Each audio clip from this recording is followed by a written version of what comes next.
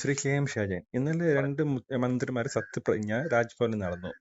കേരള മുഖ്യമന്ത്രി ഇന്നലെ സമൂഹത്തിന് മുമ്പിൽ, മാധ്യമത്തിന് മുമ്പിൽ കേരള ഗവർണർ മോശക്കാരനൊക്കെ കളിയാക്കി വിടുകയാണ് സംഭവം നടന്നത്.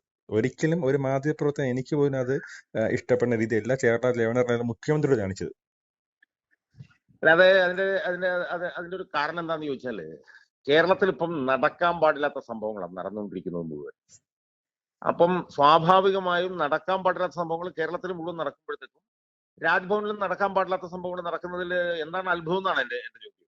അതായത് ഈ ഈ പിന്നെ യൂത്ത് കോൺഗ്രസ് പിള്ളേരുടെ തല ചെടിച്ചട്ടി കൊണ്ട് അടിച്ചു പൊട്ടിക്കുമ്പോൾ രക്ഷാപ്രവർത്തനം എന്ന് പറയുക, യൂത്ത് കോൺഗ്രസ് പിള്ളേരെ അടിച്ച് അവരുടെ കൈയും കാലും ഓടിക്കുന്നതിന് ഗുഡ് സർവീസ് എൻട്രി കൊടുക്കുക, പിന്നെ പിണറായി വിജയൻ പിന്നെ ദൈവം കേരളത്തിന് തന്ന വരദാനമാണ് എന്ന് പറയുന്ന മന്ത്രിക്ക് പിന്നെ പിന്നെ തുറമുഖ വകുപ്പ് കൊടുക്കുക. മനസ്സിലായോ? അപ്പൊ ആ നിലയില് കേരളത്തിൽ നടക്കാൻ പാടില്ലാത്ത കാര്യങ്ങളാണ് നടന്നുകൊണ്ടിരിക്കുന്നത് മുഴുവൻ. അപ്പൊ സ്വാഭാവികമായി അതിന്റെ പ്രതിഫലനം പിന്നെ രാജ്ഭവനിൽ ഉണ്ടായി കഴിഞ്ഞാൽ നമുക്ക് അതിനെ കുറ്റപ്പെടുത്താൻ പറ്റുമോ? ഒരു പൊതുവായ ഒരു ചടങ്ങാണ് എല്ലാ മാധ്യമ പ്രവർത്തകരും രാഷ്ട്രീയ നേതാക്കളും പറഞ്ഞത്. ശരി, പിണക്കം സംഭവിച്ചു, അവർ തമ്മിൽ പ്രശ്നമുണ്ട്. ആ ഒരു പ്രശ്നം പൊതുവേദിയിൽ കാണിക്കുന്ന ഒരു അവസരമല്ല ഇന്ന് രാജ്ഭവൻ കാണിച്ചത്. നമ്മൾ ആ വിഷ്വൽ കാണുമ്പോൾ തന്നെ, പുള്ളിയുടെ ബോഡി ലാംഗ്വേജ് കാണുമ്പോൾ തന്നെ നമുക്ക് അറിയാൻ പറ്റും. അത് ഒന്നും മുഖത്തൊന്നും നോക്കുന്നില്ല, അല്ലെങ്കിൽ ഒരു ഹസ്താനം ചെയ്യാം, അല്ലെങ്കിൽ എന്തെങ്കിലും പറയാം. ഇതൊന്നും ചെയ്ത് പുള്ളി എന്താ കാണിക്കുന്നത്? ഒരു കേരള ഗവർണറാണ്. പുള്ളിയുടെ വില അല്ല, അത് അങ്ങനെയൊക്കെ തോന്നാം. പക്ഷേ ഈ ഗവർണർ എന്ന് പറഞ്ഞ ആളെ കയ്യേറ്റം ചെയ്യാനും, ഇപ്പൊ ഞാനിപ്പോ എന്നെ ഒരാൾ കയ്യേറ്റം ചെയ്യുന്നു, എന്നെ ഒരാൾ എനിക്ക് അടി തരാൻ ശ്രമിക്കുന്നു. അങ്ങനെയുള്ള ഒരാൾ എന്റെ മുന്നിൽ വരുമ്പോൾ എനിക്ക് വേണമെങ്കിൽ ചിരിച്ചോണ്ട് പിന്നെ ഈ പറയുന്ന പോലെ പെരുമാറാം. പക്ഷെ അങ്ങനെ പിന്നെ പെരുമാറാത്ത ഒരാളാണ് ഗവർണർ ആരിഫ് മുഹമ്മദ് ഖാൻ. അയാളെ സംബന്ധിച്ചിടത്തോളം അയാൾ കേരളത്തിന്റെ ഗവർണറായിട്ടിരിക്കുകയാണ്, ഏറ്റവും ഉന്നതമായിട്ടുള്ള ഭരണഘടനാ സ്ഥാനത്തിരിക്കുകയാണ്. അയാളെ മാസങ്ങൾക്ക് മുമ്പ് തന്നെ അവിടെ ചെന്നപ്പോഴത്തേക്കും കാലിക്കറ്റ് സർവകലാശാലയിൽ വെച്ച് കയ്യേറ്റം ചെയ്യാൻ ശ്രമിച്ചു. അതിനുശേഷം ഇവിടെ വന്നപ്പോഴത്തേക്കും പിന്നെ അയാളുടെ കാറിനിട്ട് അടിക്കാൻ ശ്രമിച്ചു. അത് കഴിഞ്ഞിട്ട് അയാളെ തെമ്മാടി പട്ടി ചെറ്റ എന്നൊക്കെ പറഞ്ഞു വിളിച്ചു. അയാളെ അപഹസിക്കാവുന്ന മുഴുവൻ നിലയിലും അപഹസിച്ചു. അപ്പൊ സ്വാഭാവികമായും അയാള് എത്ര ഉന്നതമായ സ്ഥാനത്തിരിക്കുന്നു എന്ന് പറഞ്ഞു കഴിഞ്ഞാലും അയാൾ ഒരു വ്യക്തിയാണ്, മറ്റേ മാംസമുള്ള ഒരു മനുഷ്യനാണ്. സ്വാഭാവികമായും ആ മനുഷ്യനെ സംബന്ധിച്ചിടത്തോളം ആ മനുഷ്യനെ കയ്യേറ്റം ചെയ്യാൻ വരുന്ന ആള്, അയാൾ ഏത് സ്ഥാനത്തിരിക്കുന്ന ആളായിക്കോട്ടെ, അയാൾ ഇനിയിപ്പം വല്ല ഇന്റർനാഷണൽ കോർട്ട് ഓഫ് ജസ്റ്റിസിന്റെ ചീഫ് ജസ്റ്റിസ് ആണെങ്കിൽ പോലും അയാൾ വരുമ്പോഴത്തേക്കും അയാള് പിന്നെ ഗവർണറെ കയ്യേറ്റം ചെയ്യുന്നതിന് വേണ്ടിയിട്ട് പുറകിലിരുന്ന് ഇംഗ്ലീഷിൽ പറഞ്ഞാൽ ഇൻസ്റ്റിഗേറ്റ് ചെയ്യുന്ന ആളാണ്, പ്രവർത്തനം നടത്തുന്ന ആളാണ്. അപ്പം അയാളെ സംബന്ധിച്ചിടത്തോളം അയാൾ ഇപ്പോഴത്തെ രാഷ്ട്രീയക്കാർക്കുള്ള ഒരു സൈസ് വൃത്തികെട്ട, ഒരു സൈസ് ഇരട്ടത്താപ്പ് കാണിക്കുന്ന ഒരാളല്ല ഗവർണർ ആരിഫ് മുഹമ്മദ് ഖാൻ. അയാൾ ഉള്ളത് പ്രകടിപ്പിക്കുന്ന ആളാണ്. ഉള്ള വികാരം പ്രകടിപ്പിക്കുക എന്നുള്ളത് പിന്നെ ഇപ്പോഴത്തെ ഒരു ഇരട്ടത്താപ്പ് രാഷ്ട്രീയക്കാർക്കും ഇല്ലാത്തൊരു ക്വാളിറ്റിയാണ്. ആ ക്വാളിറ്റി അയാൾക്കുണ്ട് എന്നുള്ളത് അത് വളരെ പോസിറ്റീവായിട്ടാണ് ഞാൻ കാണുന്നത്.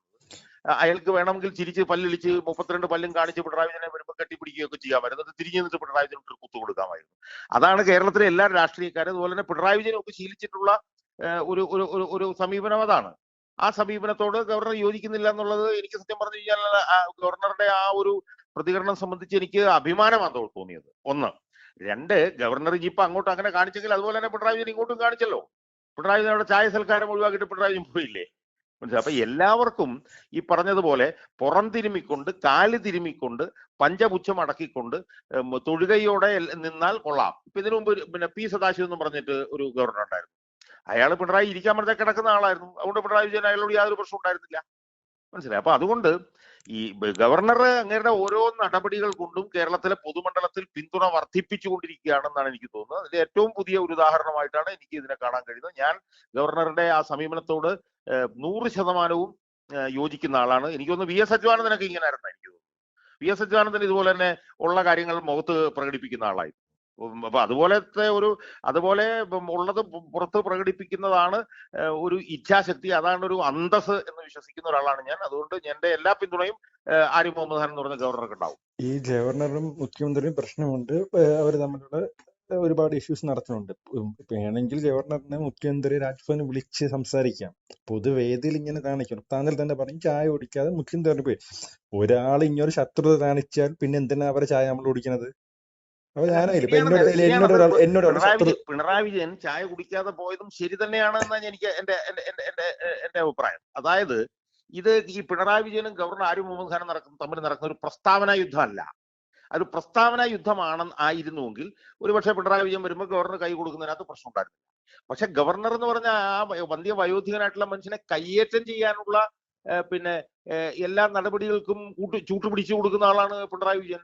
അതായത് 70 വയസ്സിന് മേൽ പ്രായമുള്ള കേരളത്തിൽ ഗവർണറായിട്ടിരിക്കുന്ന ഒരാളെ പിണറായി വിജയൻ ഈ പീറ പിള്ളേരെ കൊണ്ട്, കുട്ടി ക്രിമിനലുകളെ കൊണ്ട് പിന്നെ തെമ്മാടി ചെറ്റെ കഞ്ചാവ് അടിക്കുന്നു എന്നൊക്കെ പറഞ്ഞ് വിളിപ്പിക്കുകയാണ്. സ്വാഭാവികമായും അത് പിന്നെ എന്തെങ്കിലും ഒരു പ്രസ്താവന എല്ലാ നടത്തുന്നതല്ല. കുറ്റവും മുഖ്യമന്ത്രി തല വെക്കാൻ പറ്റൂല സിറാജെ. അല്ല, മുഖ്യമന്ത്രിയുടെ തലയിൽ മാത്രമേ നമുക്ക് വെക്കാൻ പറ്റുള്ളൂ. കാരണം മുഖ്യമന്ത്രി പറയുന്നത് പോലെ മാത്രമാണ് ഇന്ന് കേരളത്തിൽ നടക്കുന്നത്. മുഖ്യമന്ത്രി ഒരു ഇരിക്കാൻ പറഞ്ഞാൽ കിടക്കുന്ന ഒരു രാഷ്ട്രീയ മുഖ്യമന്ത്രി നിരീക്ഷണയെ താങ്കൾ പറയണതല്ലേ അത്? മുഖ്യമന്ത്രി ഇരിക്കാൻ പറഞ്ഞാൽ കിടക്കുന്ന ഒരു പാർട്ടിയാണ് കേരളത്തിലുള്ളത്. മുഖ്യമന്ത്രി കണ്ണുമിഴിച്ച് നോക്കിയാൽ മൂത്രമൊഴിക്കുന്നവരാണ് കേരളത്തിലുള്ളത്. ഇപ്പൊ ഇന്നലെ തന്നെ നടന്ന സംഭവം ആലോചിച്ച് നോക്കി. കടന്നപ്പള്ളി രാമചന്ദ്രൻ പറഞ്ഞിട്ട് ഒരു മനുഷ്യൻ, അയാളുടെ പാർട്ടിയിൽ നിന്ന് ഒരു MLA മാത്രമേ ഉള്ളൂ, ശരിയാണ്. പക്ഷെ അയാളൊരു വന്ധ്യ വയോധികനും ആദരണീയനുമായിട്ടുള്ള പതിറ്റാണ്ട് കാലമായി കോൺഗ്രസിന്റെ പിന്നെ അവരുടെ പാർട്ടിയുടെ ഏറ്റവും പ്രധാനപ്പെട്ട ഒരു നേതാവാണ്. ആ നേതാവിന്റെ കയ്യിൽ നിന്ന് ആ വകുപ്പ് അങ്ങെടുക്കുകയാണ്. എന്നിട്ട് അയാൾക്ക് ഇപ്പൊ എന്തൊക്കെയാണ് പുരാവസ്തു രജിസ്ട്രേഷൻ. ഞാൻ പറഞ്ഞു എന്തൊരു നാണം കെട്ട അവസ്ഥയാണെന്ന് ആലോചിച്ച് നോക്കുക. സത്യം പറഞ്ഞാൽ അയാൾക്ക് പിന്നെ ഈ പറഞ്ഞ പോലെ ഉളുപ്പില്ലാത്തവനായിട്ട് കുഴപ്പമില്ല. എന്തെങ്കിലും ഉളുപ്പുള്ളവനാണെങ്കിൽ ഒന്ന് കൈ വെച്ചു ഞാനില്ല കേട്ടോ, എനിക്ക് ഇത് വേണ്ടാന്ന് പറഞ്ഞ് പോകുമായിരുന്നു. അത് പോകാതെ അയാൾ ഈ പറഞ്ഞതുപോലെ ഈ വീട്ടിൽ ഇങ്ങനെ പറഞ്ഞ പോലെ ഇങ്ങനെ, ഞാൻ ആ പേര് ഞാൻ പറയുന്നില്ല, അങ്ങനെയൊക്കെ പുള്ളി അങ്ങ് കിടക്കുകയാണ്, പിന്നെ വാലും ചുരുട്ടി കിടക്കുകയാണ്. മനസ്സിലായില്ലേ? അപ്പം അപ്പം ഇതാണ് ഇവിടെ നടക്കുന്നത്. മനസ്സിലായോ? അപ്പൊ അങ്ങനെയുള്ള ഒരു ഒരു ഒരു ഒരു പാർട്ടിയുടെ, ഇപ്പൊ ഞാൻ ചോദിക്കട്ടെ, ഗവർണറെ തെമ്മാടി ചെറ്റ എന്നൊക്കെ ഈ ആർഷോ എന്ന് പറഞ്ഞവൻ പിന്നെ മുഖ്യമന്ത്രിയുടെ അനുവാദം ഇല്ലാതെ വിളിക്കുവോ? ഒരിക്കലും വിളിക്കില്ല. പഴയ അവസരത്തിലായിരുന്നുവെങ്കിൽ ഗവർണർ ഇതുപോലെ ചെറ്റെന്ന് വിളിച്ച് തെമ്മാടി എന്ന് വിളിച്ചാൽ അവൻ പിന്നെ ആ പാർട്ടിക്കകത്ത് കാണത്തില്ല. പക്ഷെ ഇവിടെ അതല്ല. ഇവിടെ എല്ലാ വൃത്തികേടുകൾക്കും എല്ലാ ചെറ്റത്തരങ്ങൾക്കും ഏസ് മൂടുന്ന, ഞാൻ പറഞ്ഞില്ലേ, ഇത് തലയ്ക്ക് ഇതുകൊണ്ട് അടിച്ചു കഴിഞ്ഞാൽ പിന്നെ പിന്നെ രക്ഷാപ്രവർത്തനമാണെന്ന് പറയുന്ന പിന്നെ എല്ലാ വൃത്തികേടുകൾക്കും പിന്തുണ കൊടുക്കുന്ന, ഇപ്പൊ കഴിഞ്ഞ ദിവസം എന്നോട്, ഞാൻ ട്രെയിനിൽ വന്നപ്പോൾ ഒരാൾ എന്നോട് പറയായിരുന്നു, എന്ത് വൃത്തികേട് വേണേലും നിങ്ങൾ കാണിച്ചു, എന്ത് തോന്നിയാസം വേണേലും നിങ്ങൾ കാണിച്ചു, അടുത്ത തെരഞ്ഞെടുപ്പ് ജയിക്കണമെന്നാണ് ഇയാളെ പാർട്ടിക്കാരോട് പറഞ്ഞിരിക്കുന്നത്. അപ്പൊ അങ്ങനെയുള്ളൊരു പിന്നെ പിന്നെ മുഖ്യമന്ത്രി ഇങ്ങനെയൊക്കെ ചെയ്യുമ്പോൾ ഇങ്ങനെ ഫിറ്റിംഗ് ആയിട്ടുള്ള, ഇങ്ങനെ പറഞ്ഞ പോലെ ഇങ്ങനത്തെ മറുപടിയാണ് ശരിക്കും രാഷ്ട്രീയക്കാരൻ കൊടുക്കേണ്ടതെന്ന് ഞാൻ പറയുന്നത്. അവൻ ഉള്ളത് എന്താണെന്ന് വെച്ചാൽ മുഖത്ത് കാണിക്കണം. ഇവിടെ നമ്മളിപ്പോ നിങ്ങൾ തന്നെ എന്നോട് ആവശ്യപ്പെടുന്നത് എന്താണ്? എന്ത് വൃത്തികേടുണ്ടെങ്കിലും അതൊക്കെ അടക്കി പിടിച്ചിട്ട് ചിരിക്കണം, കെട്ടിപ്പിടിക്കണം എന്നാണ്. എന്നിട്ട് തിരിഞ്ഞു നിന്നിട്ട് കൂത്തണം. ഇതാണ് പരോക്ഷമായി നിങ്ങൾ ആവശ്യപ്പെടുന്നത്. പക്ഷെ ഗവർണർ ആരിഫ് മുഹമ്മദ് ഖാൻ അങ്ങനത്തെ ഒരാളല്ല. ഒരു കാര്യം ഉറപ്പാണ്, പൊതുമണ്ഡലത്തിൽ നിന്ന് വലിയ പിന്തുണ അയാൾക്ക് കിട്ടും എന്നുള്ള കാര്യത്തിൽ ഒരു സംശയമില്ല. ശരി, ഇപ്പൊ ഈ ഗവർണർ മുഖ്യമന്ത്രി പോര് മുന്നോട്ട് പോയിക്കൊണ്ടിരിക്കുകയാണ്. 2% നമ്മൾ കേരള ബഡ്ജറ്റ് ഉണ്ട്. ഈ ബഡ്ജറ്റ് സമയത്ത് ഗവർണർ നിയമസഭ വരുമ്പോൾ കേരള മുഖ്യമന്ത്രി സ്വീകരിക്കുന്നത്, അപ്പം ഈ പിണക്കം മുന്നോട്ട് പോയാൽ എന്തായിരിക്കും? അല്ല, അതൊക്കെ ആ സമയം വരുമ്പോൾ ആലോചിക്കേണ്ട കാര്യങ്ങളാണ്. ഞാൻ പറഞ്ഞത് ഇത് ഗവർണർ അസാധാരണമായിട്ടുള്ള സംഭവങ്ങളാണ് കേരളത്തിൽ നടക്കുന്നത്. ഇന്ത്യയിൽ എവിടെയെങ്കിലും ഗവർണർമാരെ പിന്നെ വിദ്യാർത്ഥി സംഘടനയുടെ ആളുകൾ വന്നിട്ട് തെമ്മാടി കഞ്ചാവടിക്കുന്നു എന്ന് വിളിച്ചു കേട്ടിട്ടുണ്ടോ? ഇന്ത്യയിൽ എവിടെയെങ്കിലും ഒരു ഗവർണറെ ഇതുപോലെ പിള്ളേര് വന്നിട്ട് പിന്നെ കറുത്തോട് കാണിച്ചിട്ട് അയാളുടെ കാറിൽ വന്ന് ഇടിക്കുകയും ഒക്കെ ചെയ്യുന്ന സംഭവങ്ങൾ ഉണ്ടായിട്ടുണ്ട്. അപ്പൊ അസാധാരണമായിട്ടുള്ള സംഭവങ്ങൾ കേരളത്തിൽ സംഭവിച്ചുകൊണ്ടിരിക്കുകയാണ്. കേരളത്തിൽ ഭരണത്തിന്റെ മേഖലയിലും അസാധാരണമായിട്ടുള്ള സംഭവങ്ങൾ നടന്നുകൊണ്ടിരിക്കുകയാണ്. എന്തും ആർക്കെതിരെയും ആരുടെ മുമ്പിലും ഡിവൈഎഫ്ഐക്കാരനും SFIക്കാരനും പോലീസ് ചാടി വീണ് അവന്റെ തലയടിച്ച് പൊട്ടിക്കാം എന്നുള്ള ഏറ്റവും സ്ഫോടനാത്മകമായ ഒരു സാഹചര്യം കേരളത്തിലാണ്. അസാധാരണമാണ് ഇവിടുത്തെ സാഹചര്യം. അപ്പൊ അതുകൊണ്ട് തന്നെ അത്യാസാരമായിട്ടുള്ള സംഭവങ്ങൾ ഇനിയും ഉണ്ടാവും. ആ സംഭവങ്ങൾ ഉണ്ടാകുമ്പോൾ സാധാരണഗതിയിൽ മുഖ്യമന്ത്രിയുടെ മുന്നിൽ വാലി ചുരുട്ടുകയാണ് എതിരാളികൾ ചെയ്യുന്നതെങ്കിൽ, മുഖ്യമന്ത്രിയുടെ മുന്നിൽ ഇപ്പൊ നെഞ്ചു വിരിച്ച് ഒരു വന്ധ്യ വയോധികൻ നിൽക്കുന്നു. സ്വാഭാവികമായും അയാളുടെ പിന്തുണ, അയാൾക്ക് പൊതുജനങ്ങളുടെ ഇടയിൽ നിന്ന് പിന്തുണ ഉണ്ടാവും. അത് പല ആവർത്തി നമ്മൾ കണ്ടിട്ടുള്ളതാണ്. അത് ഇനിയും കാണും. അതൊക്കെ ബജറ്റ് പ്രസന്റ് ചെയ്യുമ്പോഴെല്ലാം ഇത് തുടരും, സ്വാഭാവികമാണ്. കാരണം വന്ധ്യ വയോധികനായിട്ടുള്ള ഒരു മനുഷ്യനെ പച്ചയ്ക്ക് ചീത്ത വിളിക്കുകയും അയാളെ കൈകാര്യം ചെയ്യാൻ ശ്രമിക്കുകയും ചെയ്യുന്ന ഒരു സാഹചര്യത്തിലാണ് അയാൾ ജീവിക്കുന്നത്. ഇപ്പൊ അയാളെ കൈകാര്യം ചെയ്യാൻ വന്നു കഴിഞ്ഞാൽ പോലീസുകാർ പോലും അയാളെ പ്രതിരോധിക്കും എന്നുള്ളതിന് എന്താണ് ഉറപ്പ്? അയാളുടെ കൂടെ കുറച്ച്, അയാളുടെ രാജ്ഭവനിലെ കുറച്ച് സെക്യൂരിറ്റി സ്റ്റാഫ് ഉള്ളതുകൊണ്ടാണ് ഒരുപക്ഷെ അയാൾ അടിയുള്ള നടക്കുന്നതെന്ന് നമ്മൾ പറയേണ്ടി വരും. മനസ്സിലായി? അപ്പൊ അതുകൊണ്ട് അത്യാസാധാരണമായിട്ടുള്ള സംഭവങ്ങൾ നടക്കുന്നുണ്ട്. ഇനി ബഡ്ജറ്റ് നടക്കുമ്പോഴും ഒക്കെ തന്നെ അസാധാരണമായിട്ടുള്ള സംഭവങ്ങൾ നടക്കുന്നത് സ്വാഭാവികമല്ലേ? ഇപ്പൊ ഞാൻ തന്നെ ചോദിക്കട്ടെ, ഞാനൊക്കെ ഒരു പൊതുപ്രവർത്തകനല്ലേ, എനിക്ക് നാളെ എന്ത് സംഭവിക്കുന്ന ആർക്കറിയാം? എന്നെ വന്ന് വല്ല SFIക്കാരനോ അല്ലെ DYFIക്കാരനോ എന്നെ വന്ന് കുത്തിക്കൊന്നു കഴിഞ്ഞാൽ ഒന്നും സംഭവിക്കില്ല ഇവിടെ. മനസ്സിലായി. അപ്പൊ അത്രയ്ക്ക് തീ പിടിച്ചൊരു സാഹചര്യമാണ് കേരളത്തിൽ നിലനിൽക്കുന്നത്. അപ്പൊ അതുകൊണ്ട് അതിനെതിരെ ആര് പോരടിക്കുന്നുവോ, ആര് നെഞ്ചു വിരിച്ച് അതിനെതിരെ നിൽക്കുന്നുവോ അവർക്ക് പൊതുജനങ്ങളുടെ പിന്തുണ ഉണ്ടാവും. അതാണ് ഇവിടെയും കാണിച്ചിട്ടുള്ളത്. അതുകൊണ്ട് ആരിഫ് മുഹമ്മദ് ഖാൻ അദ്ദേഹത്തിന്റെ പിന്നെ വികാരങ്ങൾ പുറത്ത് പ്രകടിപ്പിച്ച് തന്നെ മുന്നോട്ട് പോകണം എന്ന് പറയുന്ന ഒരു പൊതുപ്രവർത്തകനാണ്. ഇന്ന് വൈകിട്ട് ആറമ്പനുള്ള വിമാനത്തിൽ ആരിഫ് മുഹമ്മദ് ഖാൻ മുംബൈക്ക് പോവാണ്. അപ്പോൾ വരിയിൽ ഒരു ഇന്നലത്തിന്റെ രൂക്ഷ പ്രചരണം കാണാൻ സാധിക്കുമോ? എനിക്ക് തോന്നുന്നില്ല. കാരണം എന്താ വെച്ചാൽ അയാൾ ഇത്തവണ വന്നപ്പോ തന്നെ 4 SFI-ക്കാര് അവിടെ പിന്നെ പിന്നെ പിന്നെ ജനറൽ ഹോസ്പിറ്റലിൽ അത് പാർട്ടിയുടെ തീരുമാനം ഉണ്ടായിരുന്നു, പ്രചരണം വേണ്ട. കാരണം സത്യപ്രതിജ്ഞ പിറ്റേ ദിവസം വരണം. അതുകൊണ്ടാണ്. ഞാൻ ഒരു കാര്യം പറയാം. ഞാനത് പരസ്യമായി പറഞ്ഞിരുന്നു, വീഡിയോയും ഞാൻ ചെയ്തിരുന്നു. ഈ എതിർ പ്രചരണമായിട്ടൊന്നും SFI-ക്കാരെ മുന്നോട്ട് പോകത്തില്ല.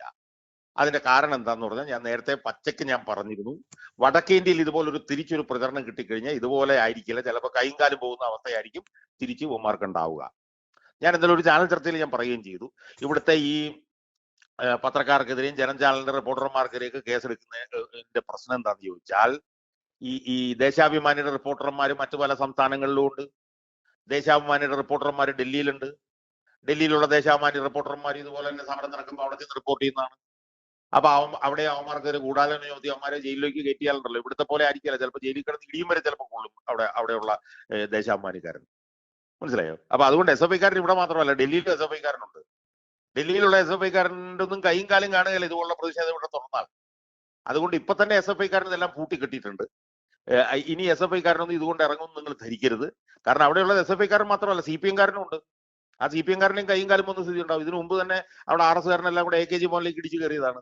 അവിടെ ഇരിക്കുന്ന ഈ സീതാറാം യെച്ചൂരി, പ്രകാശ് കാരാട്ട് ഇതുപോലുള്ള പിന്നെ ഉരുപ്പടികളുടെയൊക്കെ കൈയും കാലും പോകുന്ന സാഹചര്യമായിരിക്കും ഇത് മുന്നോട്ട് പോയാൽ ഉണ്ടാവുക.